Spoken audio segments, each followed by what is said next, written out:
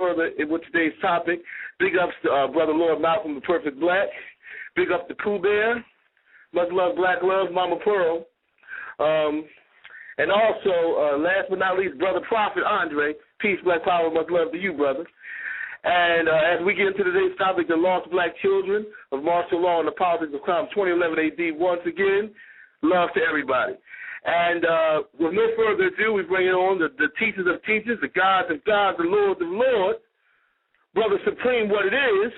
Welcome, brother, welcome. What it is, God. What it is. Righteousness, God. Righteous. Peace, brother. All right.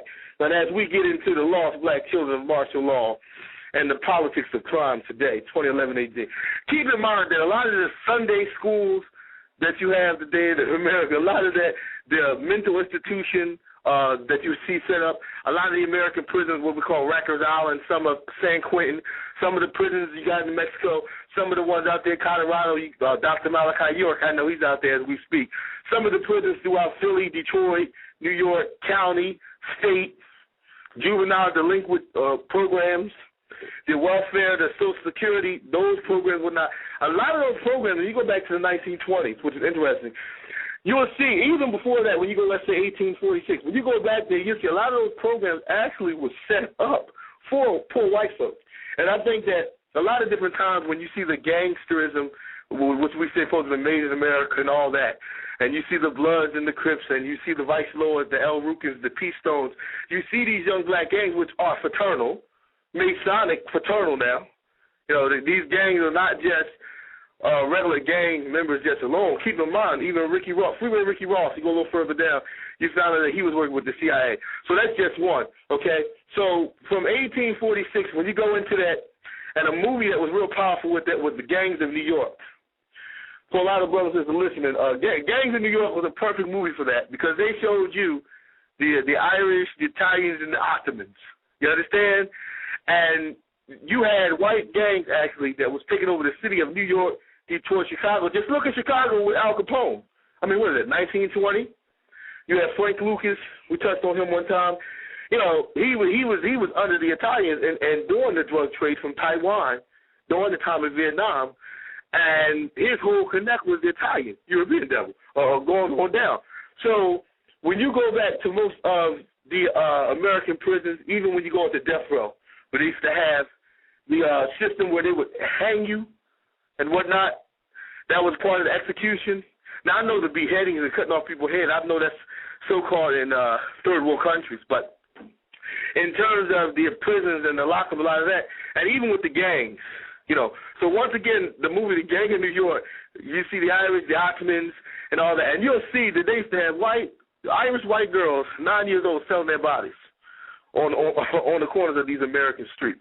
They said they used to have these little white boys, poor white folk now, okay? We're talking about white folk now, you know, because a lot of times we allow these damn people to tell us anything about our history and whatnot, and we actually believe that gangsterism and drugs, prostitution, we believe as black people, that's us. And the reason why I'm touching on this, because the Irish, whether you want to believe it, the Irish, during the Irish extraction, you'll see that they were leaving a lot of their women. They used to beat up on their women.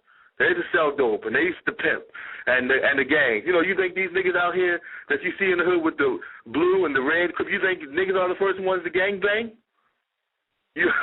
You know, even when you seen the movie Gladiator, the white devil came out and told you that the first mob was where? In Rome. Told you this. In Italy. Okay?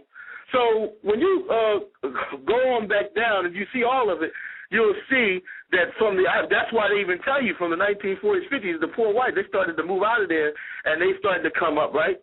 And they started to move to what we call the suburbs today. But most of your so-called inner cities that are black today once was white. All those institutions. You think the Sunday school was something new? You think Great Depression and drought is something new? There's never been nothing new. All of those different things were set up. Even going and how do you explain in American history the fact that they had prisons set up? Some of these old, you'll see some of the old prisons, they might have blew some down, but you'll see some old prisons going back almost as far as the Green Mile. They had all these old prisons set up that they used to actually put white folk to try to rehabilitate these people. How do you explain the fact that the word Irish meant criminal? The same way when today black means criminal. Whether you want to accept that out there, whether you niggas want to accept that or not, black means criminal on the books of this white people country here, okay, based on white supremacy. So the point that I'm trying to make today is that there's so-called gangs today in America, and you have them in Africa too as well. You know, you got the Machete Brothers in the Congo, and we can go on. You know, you got house Negroes out there destroying their people. But as black people, we need to stop identifying with this nonsense of gangsterism and all the rest of this. You understand? Because that's not even our culture. Even when you see some of the white gangs, they showed you on that movie Gangs in New York, they used to attack police and government officials on site. The house Negroes today, the drug dealers on the court, they don't attack no police, they run. But if you look at the gangs in New York, and they had Christianity underneath that. You touched on that before. You said the Ku Klux Klan was Masons. Maybe you touched on that? And that's interesting. Ku Klux Klan was Masons, you know, bones and skulls, Rosicrucian orders, other different things, you know. So that's fraternal. So that's no different than anything else. So just sit back and think about it. Supreme, you there? Yes, sir. Okay, all right. So the movie Gangs in New York, you have anything you like to add, brother? You got the floor. Oh, no, sir. You right on it, brother. Fraternal order. Right. You know, if you add up KKK, K is the 11th letter. 3 times 11 is 33. Right. That's why they have the Grand Wizard, the Grand this or the Grand is it means master. Right. Master is affiliated with Masonry. Right. You're right. Their rituals and whatnot. Right. Because you saw it on the movie Rosewood. If you remember the movie Rosewood, most of those men that were doing the lynching and hanging were Masons. And I think sometimes we fail to realize that. But a lot of them were Masons. They were doing the hanging and the killing, all that. They were Masons. Matter of fact, that's what one of the white boys came over to the black man, and he told him, he said, "I'm a Mason." So a lot of them practiced. They stole our stuff, of course, but that Masonry stuff, we ain't practiced that. But they took most of the knowledge that was ours, and then they started operating with it. You know what I'm saying? So the point is, that's one of the things that was going on. And you know what? Now, with the criminal justice system today, when they had white children and they're doing the Irish extraction, when you had the Ottoman, the Italians, and the poor Jews up there in New York, Philadelphia, because a lot of times we think that white people, they were slaves. And also white people, they were poor. They didn't have anything. And I think we need to get out of that mythology, that the natural condition of black folks is uneducated, stupid, gangsters, drug dealers, and non-wealthy. And the condition and the natural condition of white folk is wealthy, intelligent, and all that. That's a lie in the mythology. And if the Most High intended for us to be poor, He wouldn't have put all the wealth in Africa. See, that's being manufactured with preservatives, all that garbage, and now the white devil, they're selling it back to us, selling us back our own resources that they stole from us. Okay, right, and put us on the back shelf, like we didn't mean shit. You see what I'm trying to say? So when they had the prisons during that time, you should have seen how they built some of those white prisons. And they tried to manufacture these prisons in point to try to make it look good for white folk, to try to rehabilitate these people, these crazy people. All of them were some crazy people. I don't give a damn if you say Irish. I don't give a damn none. All of them were crazy people. Shit. The same blood was in one, whether it was English, the Ottomans, and all. And you see the movie Gangs in New York, they showed you they was lynching niggas back then. Now, but keep in mind, when you keep thinking about prisons and all that, as I said, we keep saying that that has something to do with black people, even welfare, even the Sunday school that we look at today to say Sunday school was a whole Sunday school movement in America. People fail to realize it. The same thing with the child labor law. They claim that children can work. Children are not allowed to work at 10, 14. But I remember over there, the Germans and whatnot, they were working their children at 6, 7 years old. This is before they passed the so-called law in America about children not being able, you got to be 14, 16 to work at McDonald's, right? Which they won't have work soon, right? Because now you got grandmom taking that last job at McDonald's. But that's another story. So what I'm saying is that with the child labor law was established during the time of Germany, okay? So with the prison that they have now, which we touched on, the judges and the attorneys, is supposed to be based on the Bible, and the Bible is supposed to be connected to the Constitution, so on and so on. And we said about the whole Masonic courts and the whole law enforcement, good old boys, all of them are Masonic. Most of them are Masons or Bones and Skulls or Klans or Nazis. You know, like I told you before about the white man, he loves communism.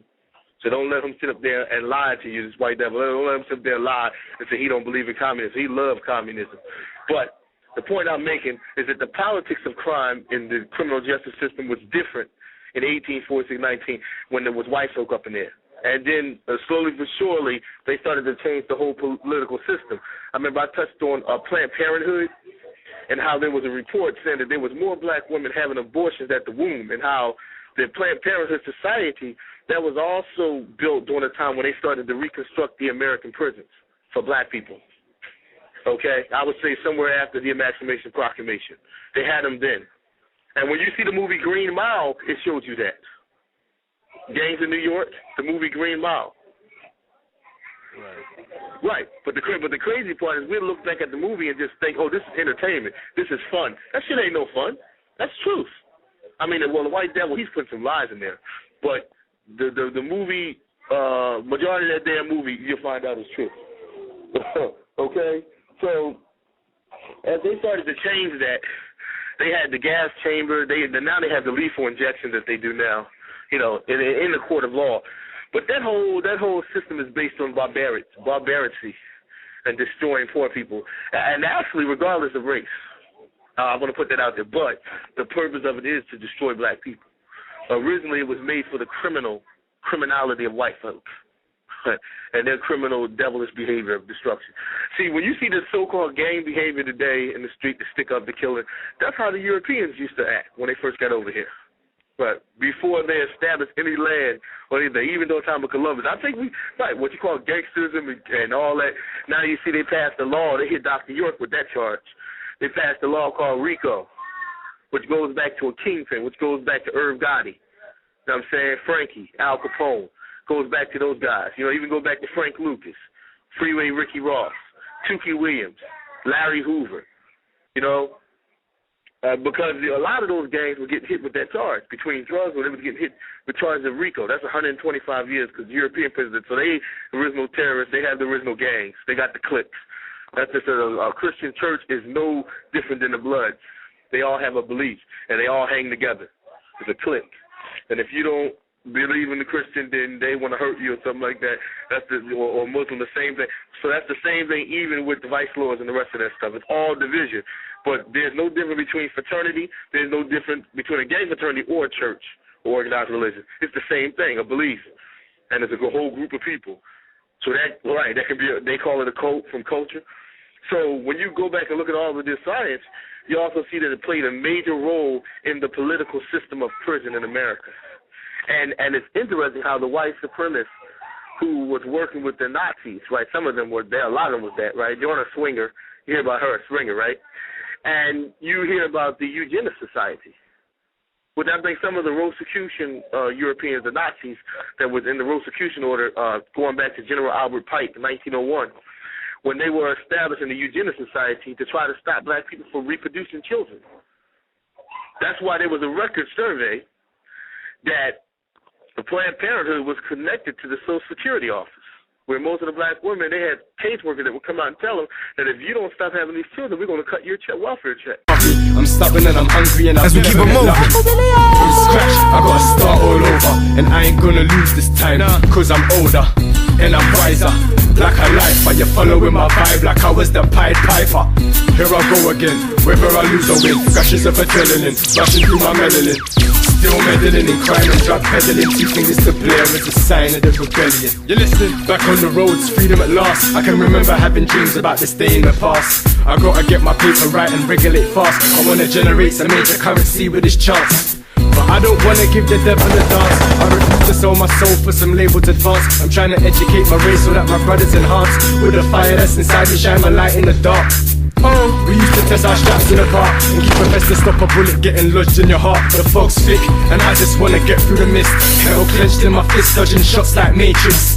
The like Morpheus. I'm a serious human, militant like Castro, the serious Cuban. I'm serious when I tell you that these people consuming human brains and organs, their fetuses from abortion. You hear me? It's appalling to what the roads have come to. To be the closest one to you that turn round and bun you, but they ain't running in the rally shop and dumping feds, or shutting down the BNP and licking off heads. We ain't got no respect for ourselves. We're killing one another while the blue blood excels. Physicians, medicines fighting our blood cells. I'm out hustling medicine trying to make cells. Back on the ends with this clinging scales. Manito and baking soda and I don't do bail. Inhale the marijuana from the garden of Eden. I'm blowing out the smoke and it be choking my demons.